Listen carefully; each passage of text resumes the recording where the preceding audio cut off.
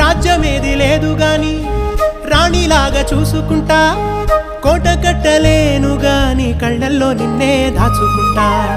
రాత ఎట్లా రాసి ఉన్నా ఆ మార్చి నీతో రాసుకుంటా. స్వర్గమంటూ ఉన్నదంటే అది నీతోనే ప్రతిరోజు పంచుకుంటా. నిన్ను గన్న మీ నాన్న కన్నా అల్లారు ముద్దుగా సాదుకుంటా. నీకు కోపం వస్తే కొంత దూరం ఉంటా, నువ్వు గీత గీస్తే నేను దాటనంటా. కంట నీరు కంటి రెప్ప దాటకుండా కాటుకై కావలుంటా.